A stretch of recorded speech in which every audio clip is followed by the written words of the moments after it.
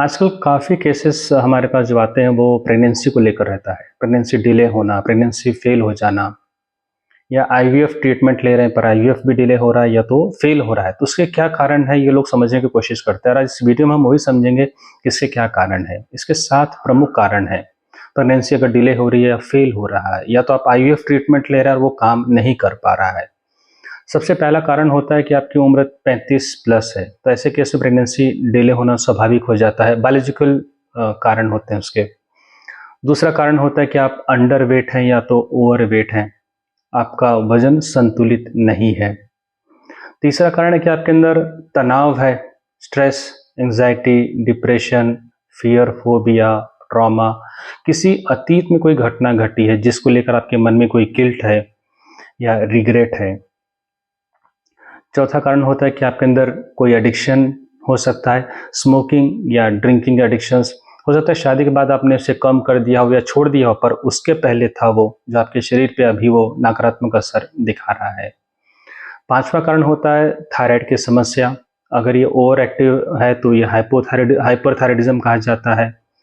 Under active है तो hypothyroidism कहा जाता है, जिसकी वजह से चाइल्ड का इश्यूज शुरू हो जाते हैं, प्रेगनेंसी के इश्यूज शुरू हो जाते हैं। छठा कारण होता है कि आपके हार्मोनल अनबैलेंस है, पीसीओएस की समस्या है। और सातवां होता है जेनेटिक्स। तो ये सब जो कारण होते हैं इसकी वजह से प्रेगनेंसी डिले हो जाती है, इसकी वजह से आईवीएफ सक्सेसफुल नहीं हो पाता है और आपके अंदर एक तनाव वो बढ़ते जाता है। तो लम्ब-क्रिया ध्यान इसमें आपको क्या समाधान दे सकता है? लम्ब-क्रिया ध्यान आपको इस समस्या से कैसे बाहर निकाल सकता है?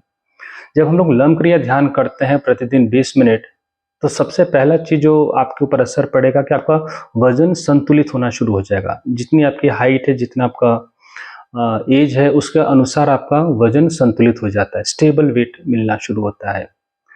दूसरा अहम चीज़ कि आप तनाव मुक्त जीवन जीना शुरू करते हैं।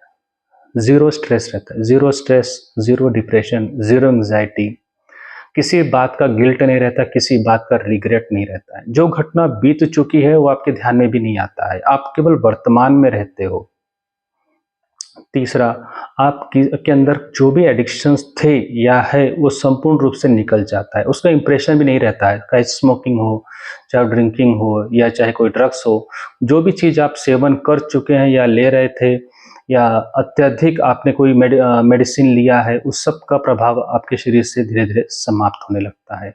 आपका थायराइड नॉर्मल होना शुरू हो जाता है, हार्मोनल अपने आप बैलेंस होते हैं।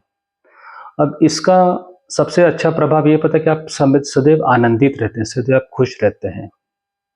आपके अंदर एक मातृत्व की भावना आती है। आपके अंदर एक नई आशा की किरण जागती है। जब आप हर चीज़ को सकारात्मक पहलू से देखना शुरू करते हैं, सकारात्मक नज़रिए से, तब आपकी इच्छा भी मैनिफेस्ट होना शुरू हो जाती है। तब ना कोई बायोलॉजिकल इश्यूज़ कोई आपका ब्लॉकेज क्रिएट करेगा, नहीं या कोई आईवीएफ आपका डिले होगा, आईवीएफ फेलियर के चांसेस भी न के बराबर हो जाते हैं।